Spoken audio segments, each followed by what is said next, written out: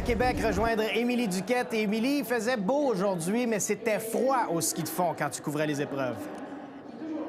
À un certain moment donné, Alex, je me suis même demandé si j'étais pas une malédiction avec ce froid et si j'avais pas traîné le froid de Red Deer dans mes valises. Mais franchement, c'était beau sur les plaines d'Abraham pour les finales du relais sprint classique mixte. C'était beau, c'était venteux, c'était froid, mais tout le monde était d'accord pour dire que les jeunes étaient très chanceux d'être ici pour cette compétition. Et il y avait quelqu'un, un spectateur, qui était bien d'accord avec moi. Je vous invite à l'écouter. Ça leur permet de pratiquer le parcours qu'on va utiliser pour les Coupes du monde, le site, les plaines, la proximité avec la ville, tout ça. Alors, c'est certain que on le sent, ça a l'air de vraiment d'être des beaux jeux du Québec pour les jeunes, puis surtout en ski de fond, parce qu'il va y avoir une Coupe du monde ici dans 2 semaines. Alors, on débute avec la course chez les 14 ans. Vraiment 17 fondeurs sur la ligne de départ. Ça a été un départ sans accrochage. Il faut dire qu'on passe de 5 couloirs à 4 couloirs assez rapidement. Et tout de suite, à la fin de la ligne droite, on a un virage qui nous amène vers une première montée. Également, du côté des relais, ça pouvait amener à des accrochages, mais ça s'est très bien passé. Et finalement, c'est Charles-Olivier Lachance, quelques mètres devant Thomas Paradis de la capitale nationale qui a passé la file d'araignée en premier. Et vraiment, du côté de Chaudière-Appalaches, on a fait du très beau travail aujourd'hui malgré le froid. Et on écoute les vainqueurs de Chaudière-Appalaches. Bien, surtout que c'est les Jeux du Québec, c'est beaucoup plus gros à cause qu'il y a beaucoup plus de gens, beaucoup plus de régions. C'est vraiment le fun d'avoir gagné. Les Jeux du Québec, ils regroupent tous les skieurs de tout le Québec. Donc, c'est beaucoup plus de challenge pour tout le monde.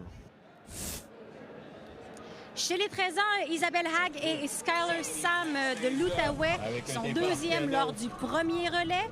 Ils réussissent toutefois à prendre la tête dès le relais suivant et ils vont réussir à garder l'avance jusqu'à la toute fin de la course. Et finalement, c'est Skyler qui est le premier à passer la ligne d'arrivée. Et tout de suite, après sa victoire, on écoute Isabelle Hague. Je pense qu'on s'est vraiment poussé à notre meilleur. C'est sûr que les côtes, ça nous donne un défi puisqu'il y a beaucoup de côtes dans les plaines, mais ça nous donne vraiment envie de nous pousser pour notre partenaire puis pour notre propre personne. Puis c'était difficile, mais c'était vraiment amusant. Du côté des 12 ans, 2 équipes de la capitale nationale qui ont vraiment joué au chat et à la souris tout au long de la course. À un moment donné, on skiait un à côté de l'autre. À l'autre, on était un devant l'autre. Et finalement, c'est Karl Truffer, le partenaire d'Emmanuel Moreau, qui a été le plus rapide. Il a gardé les devants et ce jusqu'à la toute fin de la course. Alors, une belle médaille d'or pour Emmanuel Moreau et Karl Truffer de la capitale nationale. Et dis-moi, Émilie, à cet âge-là, les athlètes sont jeunes, mais ils ont vraiment une facilité d'adaptation. Ils absorbent absolument tout, là. Oui, et quand on dit s'adapter à vraiment tout, j'ai une belle histoire aujourd'hui à vous raconter avec un athlète de Laurentide. Alors, Nikolai Alexev, qui est arrivé ici il y a 18 mois. Il est arrivé de la Russie, ne parlait pas français, ne parlait pas anglais. La famille s'installe pour débuter du côté de Montréal. C'est un fondeur, il pratique déjà le ski de fond et là, il doit faire le voyagement dans les Laurentides plusieurs fois par semaine. Ça commence à être coûteux pour la famille. On se rapproche, on s'installe à Saint-Jérôme et aujourd'hui, il est aux Jeux du Québec pour présenter les Laurentides. Je lui ai demandé comment on réussit à se rendre là en aussi peu de temps. Voici sa réponse.